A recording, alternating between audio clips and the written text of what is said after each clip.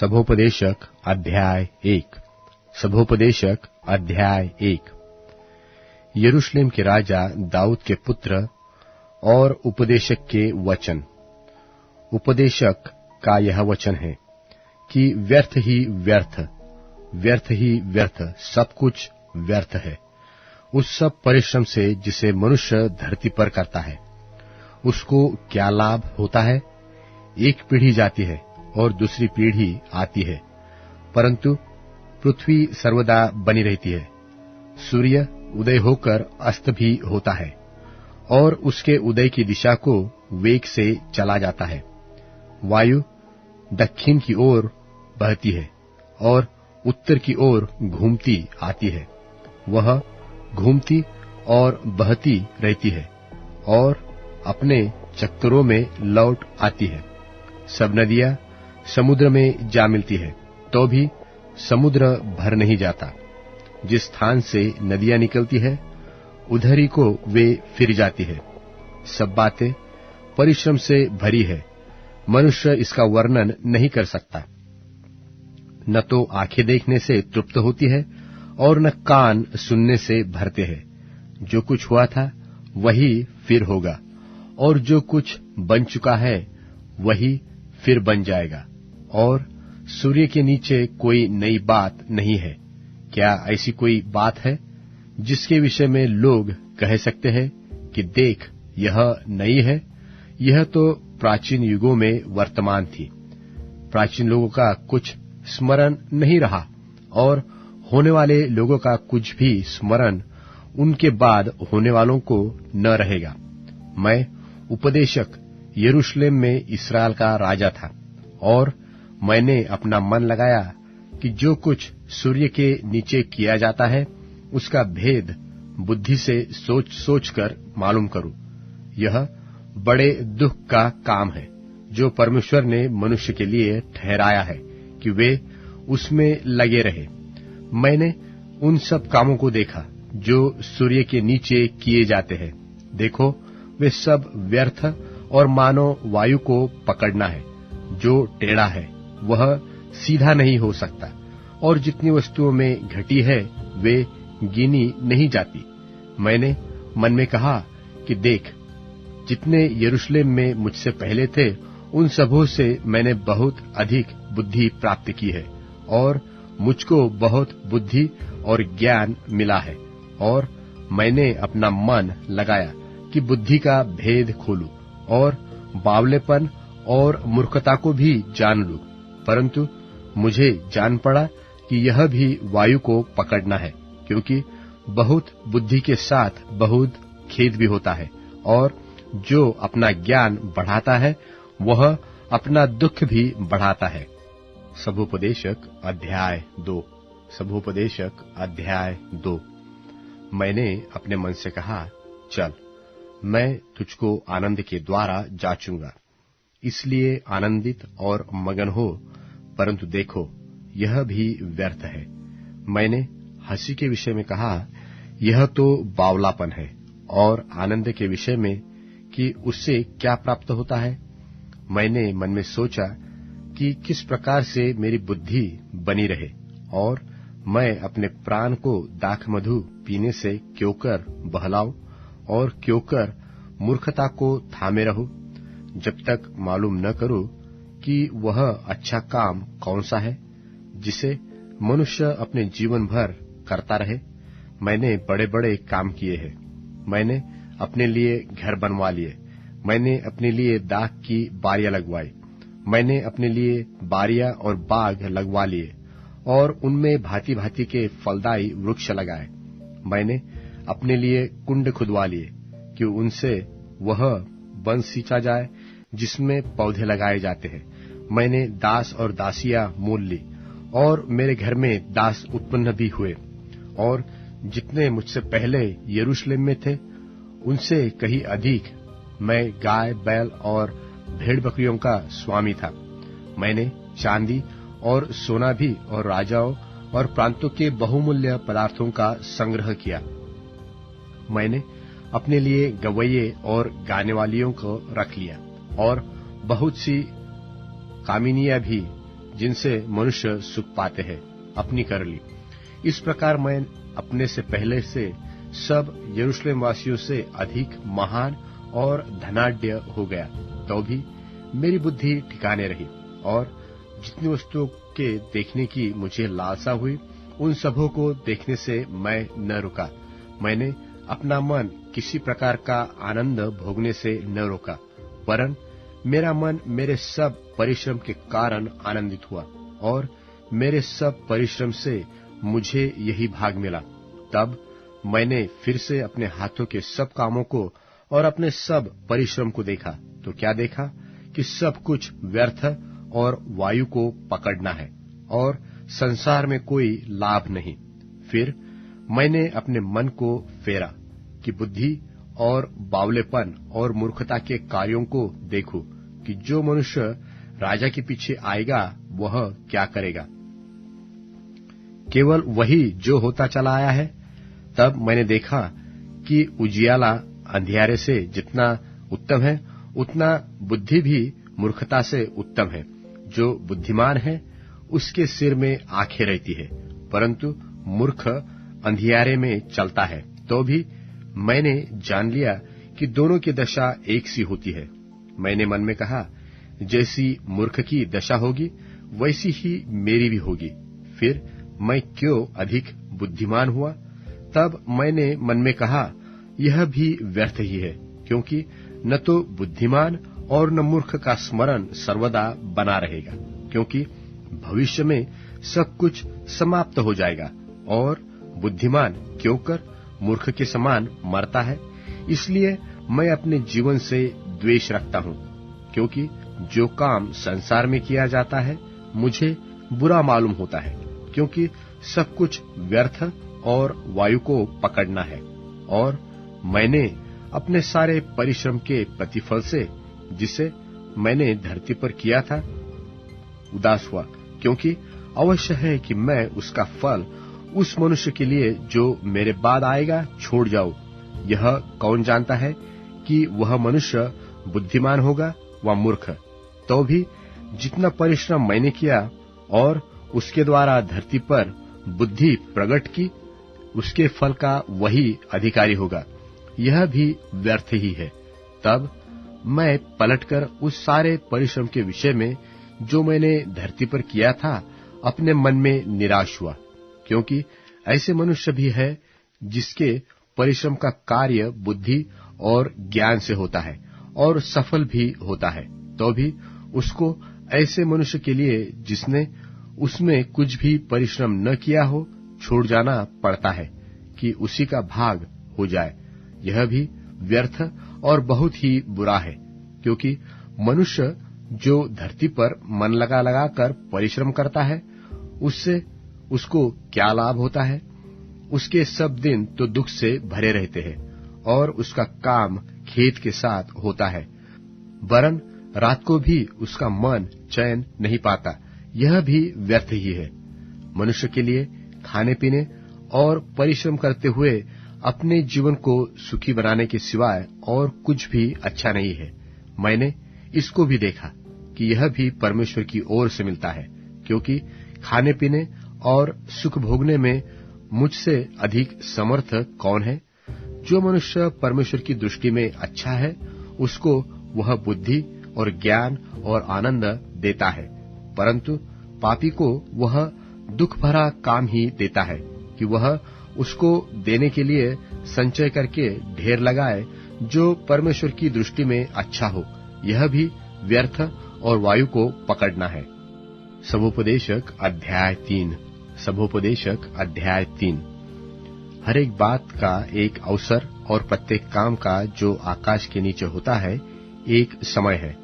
जन्म का समय और मरने का भी समय है, बोने का समय और बोए हुए को उखाड़ने का भी समय है, घात करने का समय और चंगा करने का भी समय, ढा देने का समय और बनाने का भी समय है, रोने का समय और हंसने का भी समय, छाती पीटने का समय और नाचने का भी समय है, पत्थर फेंकने का समय और पत्थर बटोरने का भी समय, गले लगाने का समय और गले लगाने से रुकने का भी समय है, ढूंढने का समय और खो देने का भी समय, बचा रखने का समय और फेंक देने का भी समय है, फाड़ने का समय और सीने का भी समय, चुप रहने का समय और बोलने का भी समय है, प्रेम करने का समय और बैर करने का भी समय, लड़ाई का समय और मेल का भी समय। काम करने वालों को अपने परिश्रम से क्या लाभ होता है? मैंने उस दुख भरे काम को देखा है जो परमेश्वर ने मनुष्य के लिए ठहराया है कि वे उसमें लगे रहे। उसने सब कुछ ऐसा बनाया कि अपने अपने समय पर वे सुंदर होते हैं। फिर उसने मनुष्य के मन में अनादि अनंत काल का ज्ञान उत्पन्न किया है। तो भी जो काम परमेश्वर ने किया है वह मनुष्य आदि से अंत तक बूझ नहीं सकता। मैंने जान लिया है कि मनुष्यों के लिए आनंद करने और जीवन भर भलाई करने के सिवाय और कुछ भी अच्छा नहीं। और फिर यह परमेश्वर का दान है कि सब मनुष्य खाए पिए और अपने अपने सब परिश्रम में सुखी रहे। मैंने यह भी जान लिया कि जो कुछ परमेश्वर करता है वह सदा स्थिर रहेगा, न तो उसमें कुछ बढ़ाया जाता है और न कुछ घटाया जाता है। और परमेश्वर इसलिए ऐसा करता है कि लोग उसका भय माने। जो कुछ हुआ वह इससे पहले भी हो चुका था और जो होने वाला है वह हो भी चुका है, और परमेश्वर बीती हुई बात को फिर पूछता है। फिर मैंने संसार में क्या देखा कि न्याय के स्थान में दुष्टता होती है और धर्म के स्थान में दुष्टता होती है। मैंने मन में कहा कि परमेश्वर धर्मी और दुष्ट दोनों का न्याय करेगा, क्योंकि उसके यहाँ एक एक विषय और एक एक काम का समय है। मैंने मन में कहा कि यह तो मनुष्यों के कारण इसलिए होता है कि परमेश्वर उनको जांचे और वे देख सके कि हम पशु के समान हैं, क्योंकि जैसी मनुष्यों की वैसी ही पशुओं की भी दशा होती है। दोनों की वह दशा होती है, जैसे यह मरता है वैसे ही वह भी मरता है, और सबों का एक सा प्राण है। और मनुष्य पशु से कुछ बढ़कर नहीं, क्योंकि सब कुछ व्यर्थ ही है, सब एक स्थान में जाते हैं, सब मिट्टी से बने हैं और सब मिट्टी में फिर मिल जाते हैं। मनुष्यों का प्राण क्या ऊपर की ओर चढ़ता है और पशुओं का प्राण क्या नीचे की ओर जाकर मिट्टी में मिल जाता है, यह कौन जानता है?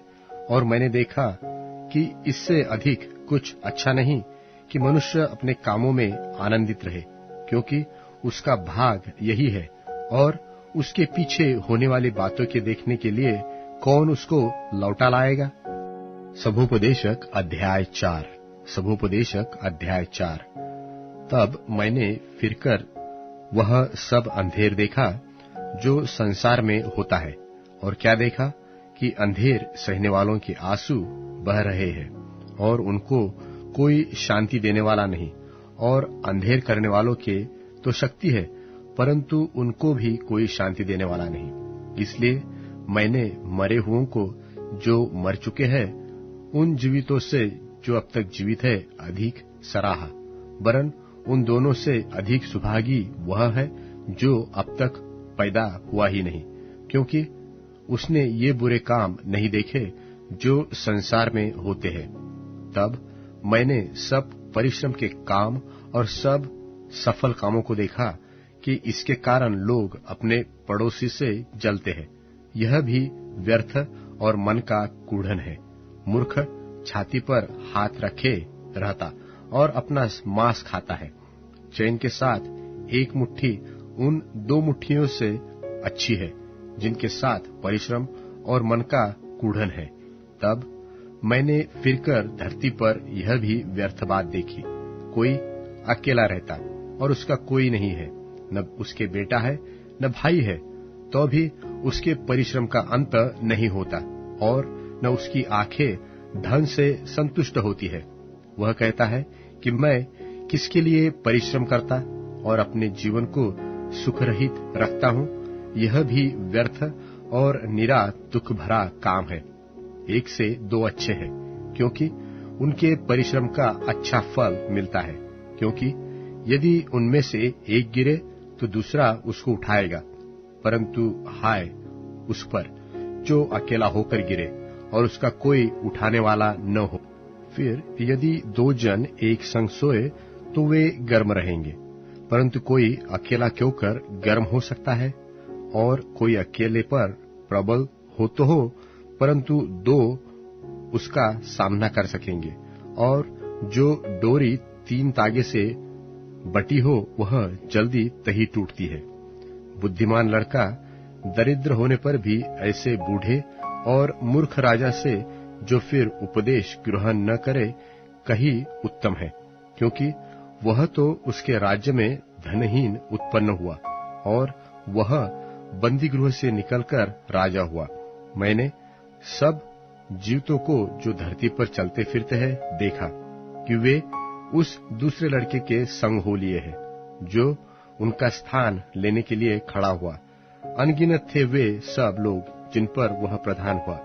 तो भी भविष्य में होने वाले लोग उसके कारण आनंदित न होंगे।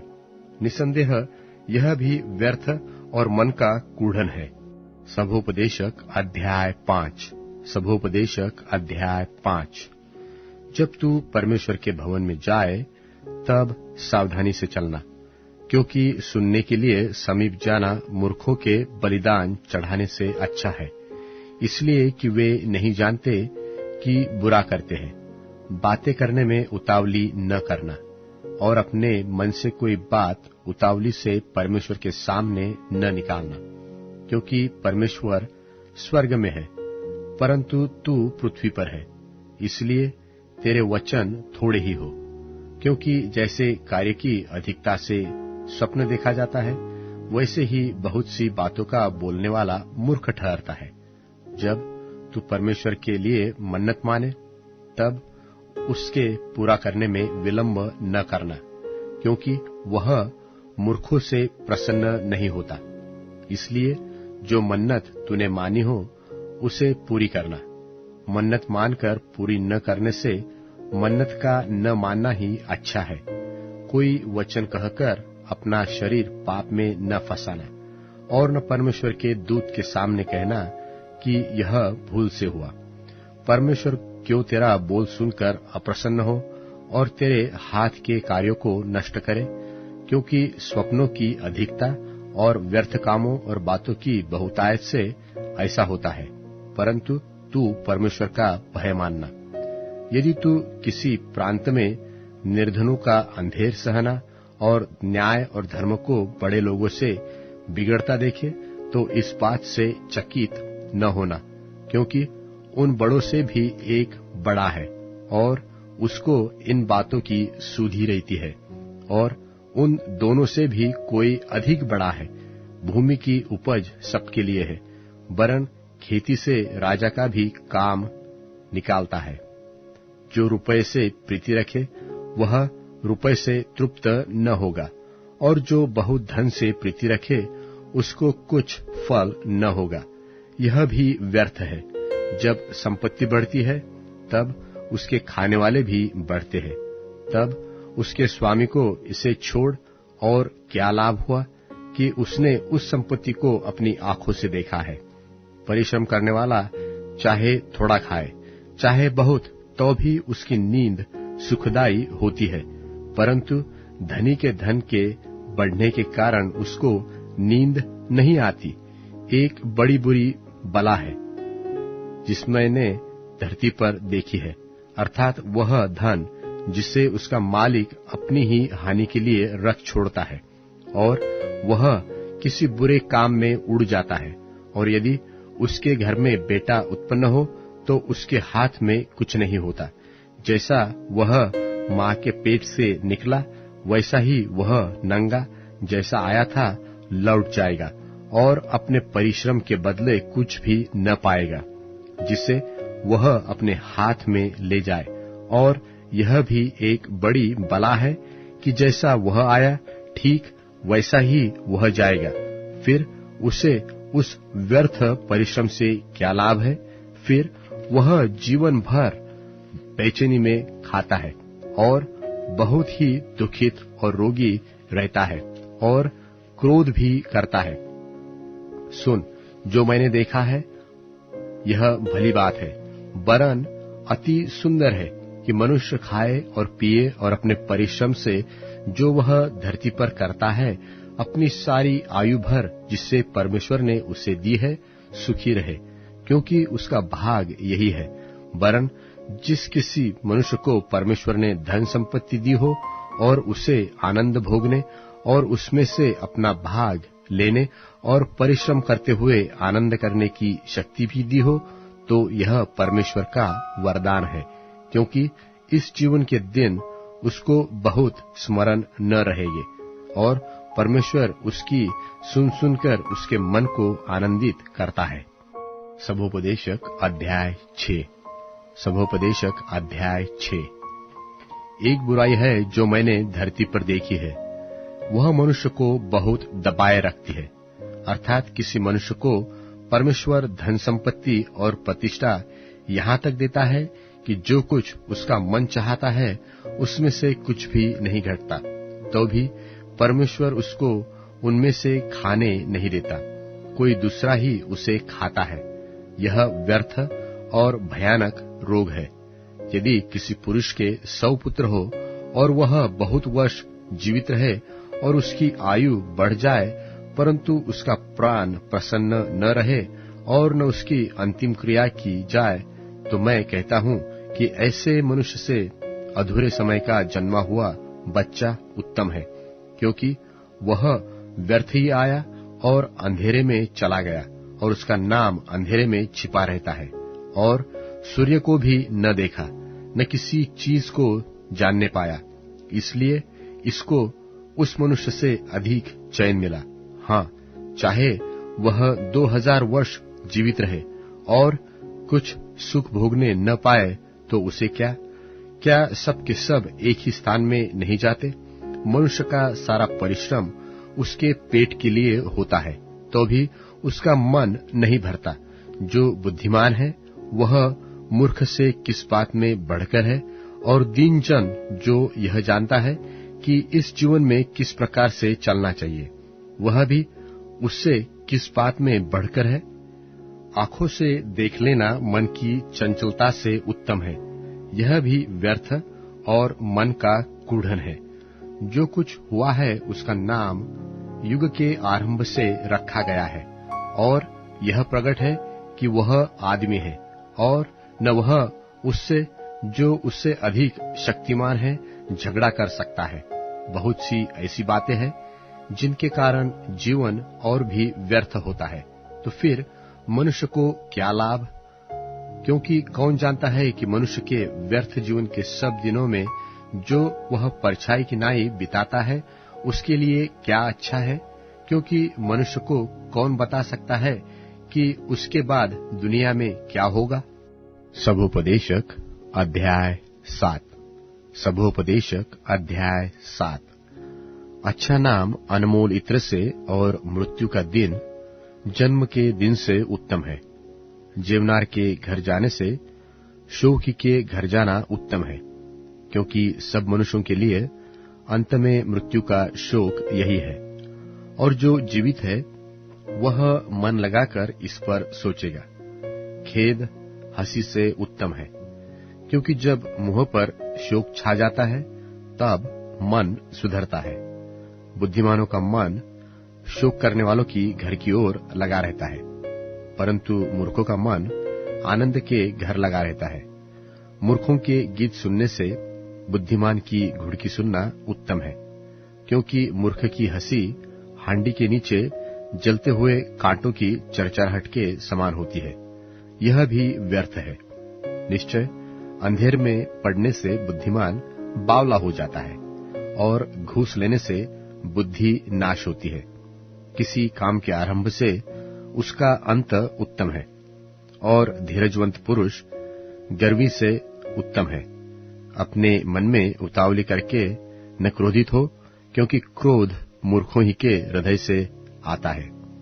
तू न कहना कि इसका क्या कारण है कि बीते दिन इनसे उत्तम थे, क्योंकि यह तू बुद्धिमानी से नहीं पूछता।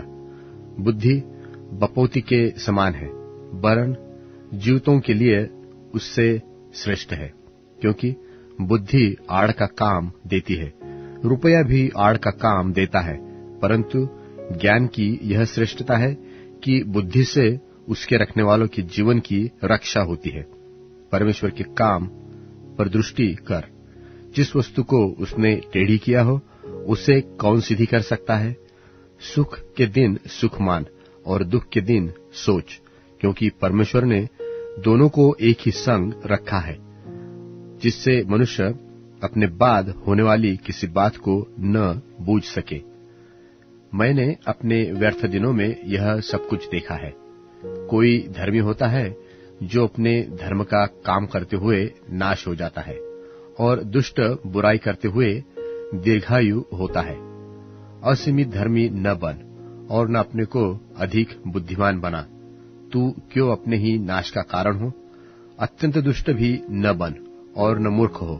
तू अपने समय से पहले क्यों मरे? यह अच्छा है कि तू इस बात को पकड़े रहे और उस बात पर से ही हाथ न उठाए, क्योंकि जो परमेश्वर का भय मानता है वह इन सब कठिनाइयों से पार हो जाएगा। बुद्धि ही से नगर के 10 हाकिमों की अपेक्षा बुद्धिमान को अधिक सामर्थ्य प्राप्त होता है। निसंदेह पृथ्वी पर कोई ऐसा धर्मी मनुष्य नहीं जो भलाई ही करे और भूल न करे। फिर जितनी बातें कही जाए सब पर कान लगाना। ऐसा न हो कि तू सुने कि तेरा दास तुझी को शाप देता है, क्योंकि तू आप जानता है कि तूने भी बहुत बैर औरों को शाप दिया है। यह सब मैंने बुद्धि से जांच लिया है। मैंने कहा, मैं बुद्धिमान हो जाऊंगा, परंतु यह मुझसे दूर रहा। वह जो दूर और अत्यंत गहरा है, उसका भेद कौन पा सकता है? मैं अपना मन लगाता हुआ फिरता रहा कि बुद्धि के विषय में जान लूं, उसका भेद जानूं और खोज निकालूं, और यह भी जान लूं कि दुष्टता नीरी मूर्खता है और मूर्खता नीरा बावलापन है। और मैंने मृत्यु से भी अधिक दुखदायी एक वस्तु पाई, अर्थात वह स्त्री जिसका मन फंदा और जाल है और जिसके हाथ हथकड़िया है। जिस पुरुष से परमेश्वर प्रसन्न है वही उससे बचेगा, परंतु पापी उसका शिकार होगा। देख, उपदेशक कहता है कि मैंने ज्ञान के लिए अलग अलग बातें मिलाकर जांची और यह बात निकाली, जिसे मेरा मन अब तक ढूंढ रहा है, परंतु नहीं पाया। अर्थात 1000 में से मैंने एक पुरुष को पाया, परंतु उनमें एक भी स्त्री नहीं पाई। देखो, विशेष करके मैंने यह बात पाई है कि परमेश्वर ने मनुष्य को सीधा बनाया, परंतु मनुष्यों ने बहुत सी युक्तियां निकाली है। सभोपदेशक अध्याय 8। सभोपदेशक अध्याय 8। बुद्धिमान के तुल्य कौन है और किसी बात का अर्थ कौन लगा सकता है? मनुष्य की बुद्धि के कारण उसका मुख चमकता और उसके मुख की ढीठाई दूर हो जाती है। मैं तुझे सम्मति देता हूं कि परमेश्वर की शपथ के कारण राजा की आज्ञा मान। राजा के सामने से उतावली के साथ न लौटना, न बुरी बात पर हट करना, क्योंकि वह जो कुछ चाहता है करता है। क्योंकि राजा के वचन में तो सामर्थ्य रहती है, और कौन उससे कह सकता है कि तू क्या करता है? जो आज्ञा को मानता है वह बुरी बात में भागी नहीं होता, और बुद्धिमान का मन समय और न्याय का भेद जानता है, क्योंकि एक एक विषय का समय और नियम होता है। इस कारण मनुष्य की दुर्दशा उसके लिए बहुत भारी है। वह नहीं जानता कि क्या होने वाला है और कब होगा, यह उसको कौन बता सकता है? कोई ऐसा मनुष्य नहीं जिसका वश प्राण पर चले कि वह उसे निकालते समय रोक ले, और न कोई मृत्यु के दिन में अधिकार होता है, और न उस लड़ाई में छुट्टी मिल सकती है, और न दुष्ट लोग अपनी दुष्टता के कारण बच सकते हैं। यह सब कुछ मैंने देखा, और जितने काम धरती पर किए जाते हैं सबको मन लगाकर ध्यानपूर्वक देखा कि ऐसा समय होता है कि एक मनुष्य दूसरे मनुष्य पर अधिकारी होकर अपने ऊपर हानि लाता है, और मैंने दुष्टों को गाड़े जाते देखा, अर्थात उनकी कब्र तो बनी परंतु जिन्होंने ठीक काम किया था वे पवित्र स्थान से निकल गए और उनका स्मरण नगर में न रहा। यह भी व्यर्थ ही है। बुरे काम के दंड की आज्ञा फुर्ती से नहीं दी जाती। इस कारण मनुष्यों का मन बुरा काम करने की इच्छा से भरा रहता है।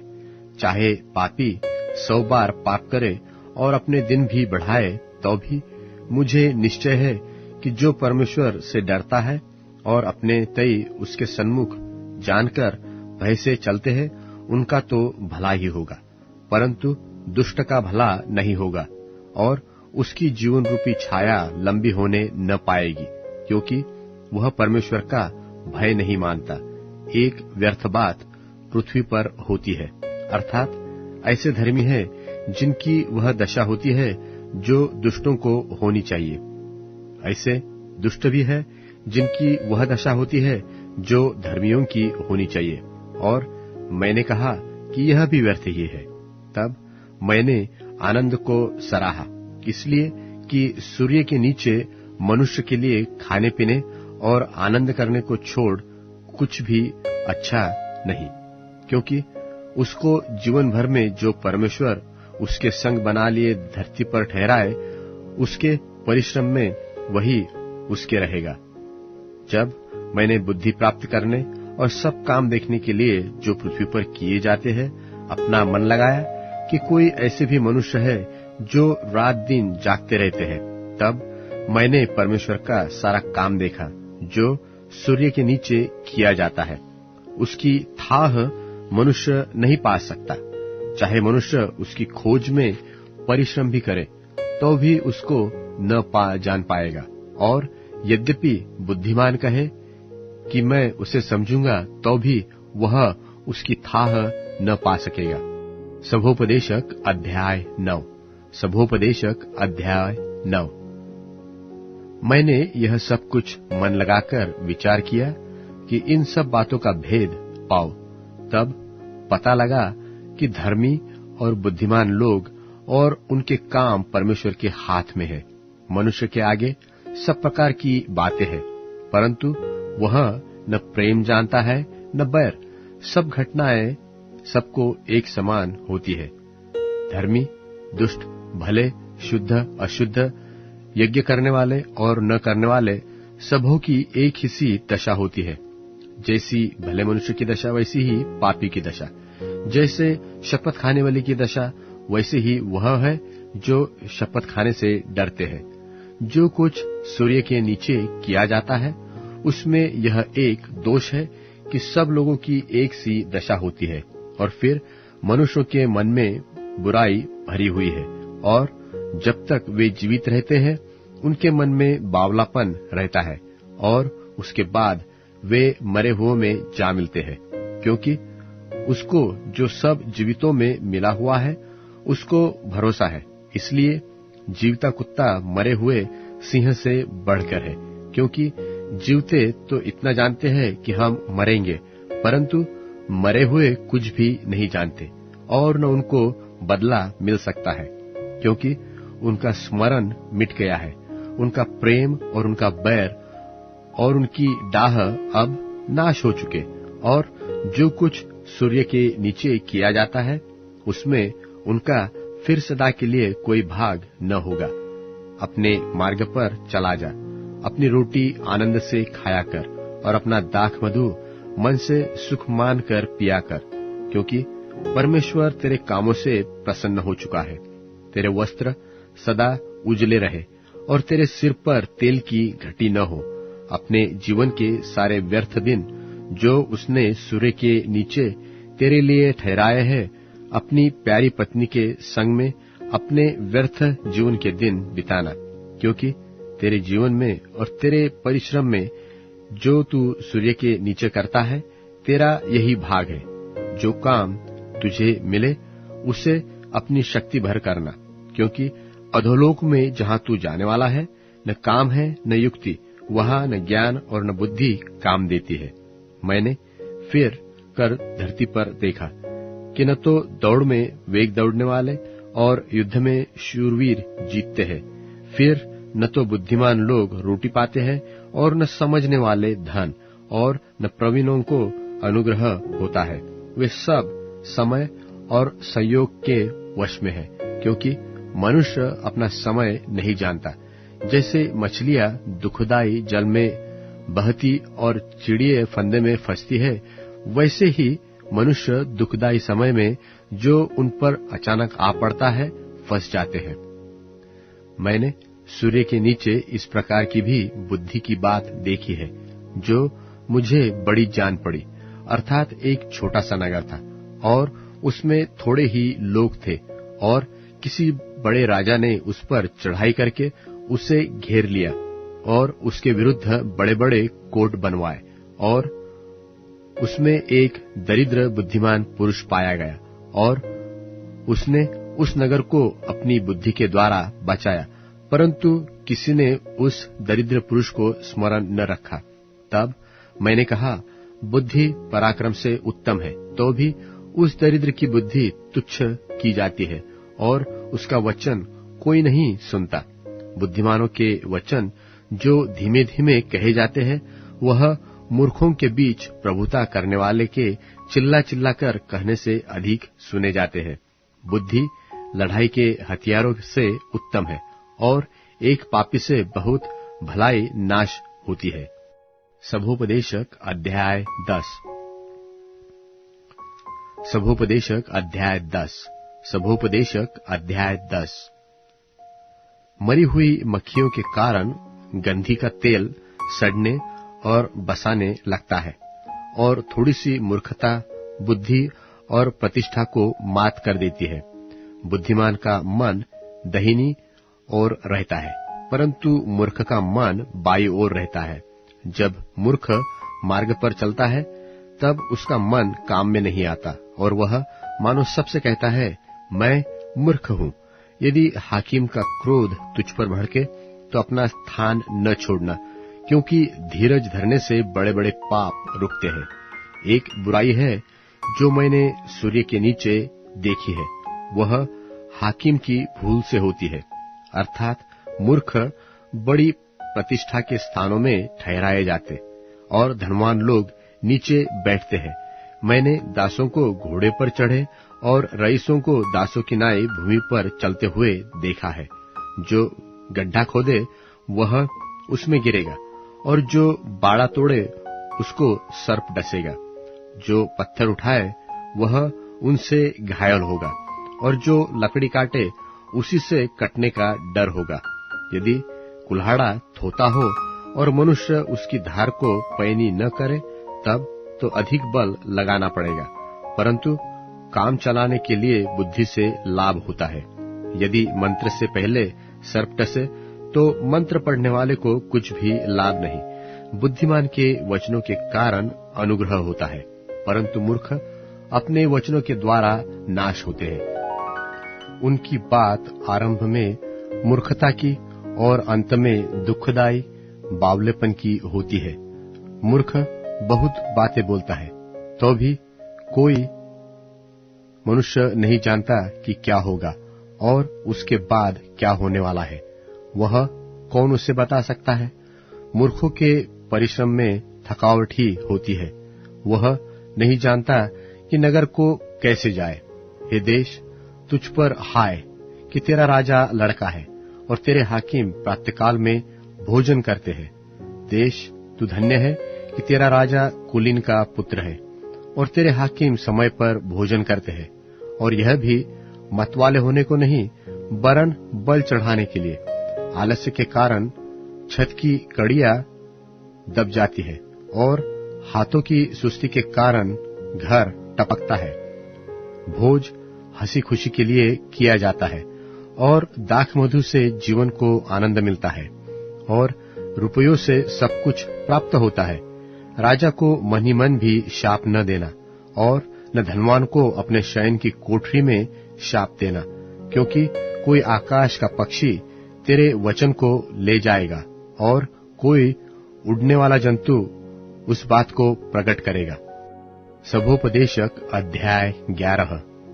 सभोपदेशक अध्याय 11। अपनी रोटी जल के ऊपर डाल दे, क्योंकि बहुत दिन के बाद तू उसे फिर पाएगा। 7 वरन 8 जनों को भी भाग दे, क्योंकि तू नहीं जानता कि पृथ्वी पर क्या विपत्ति आ पड़ेगी। जब बादल जल भर जाते हैं, तब उनको भूमि पर उंडेल देते हैं, और वृक्ष चाहे दक्षिण की ओर गिरे चाहे उत्तर की ओर, तो भी जिस स्थान पर वृक्ष गिरेगा वही पड़ा रहेगा।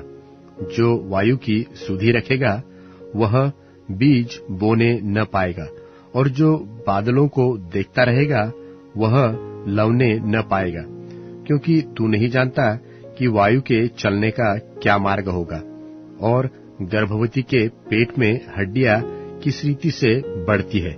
वैसे ही परमेश्वर जो सब कुछ करता है, उसके काम की पूरी रीति तू नहीं जानता। भोर को अपना बीज बो और सांझ को भी अपना हाथ न रोक, क्योंकि तू नहीं जानता कि कौन सुफल होगा। चाहे यह चाहे वह दोनों के दोनों अच्छे काम निकलेंगे। उजियाला मन भावना होता है, और धूप के देखने से आंखों को सुख होता है।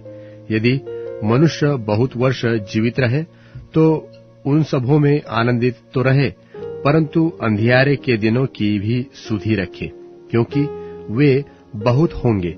जो कुछ होने वाला है वह व्यर्थ है। हे जवान, अपनी जवानी में आनंद कर, और अपनी जवानी के दिनों में मगन रह, और अपनी मनमानी चाल चल, और अपनी आंखों की दृष्टि से अनुसार चल, परंतु यह जान रख कि इन सब बातों के विषय परमेश्वर तेरा न्याय करेगा। इसलिए अपने मन से खेद और अपनी देह से दुख दूर कर, क्योंकि लड़कपन और जवानी दोनों व्यर्थ है। सभोपदेशक अध्याय 12। सभोपदेशक अध्याय 12। अपनी जवानी के दिनों में अपने सृजनहार को स्मरण रख कि अब तक विपत्ति के दिन और वे वर्ष नहीं आए जिनमें तू कहेगा कि मेरा मन इनमें नहीं लगता। तब सूर्य और प्रकाश और चंद्रमा और तारागण अंधेरे हो जाएंगे, और वर्षा होने के बाद बादल फिर घिर आएंगे।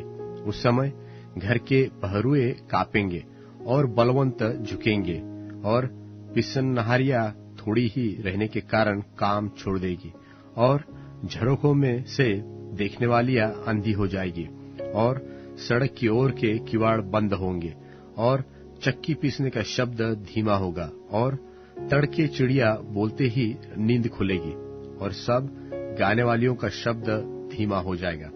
फिर जो ऊंचा हो उससे भय खाया जाएगा, और मार्ग में डरावनी वस्तुएं मानी जाएगी, और बादाम का पेड़ फूलेगा, और टिड्डी भी भारी लगेगी, और भूख बढ़ाने वाला फल फिर काम न देगा, क्योंकि मनुष्य अपने सदा के घर को जाने पर होगा, और रोने पीटने वाले सड़क सड़क फिरेंगे।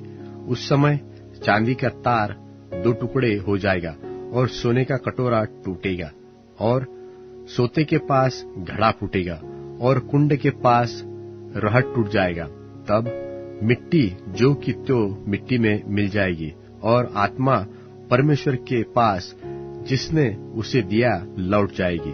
उपदेशक कहता है कि सब व्यर्थ ही व्यर्थ, सब कुछ व्यर्थ है।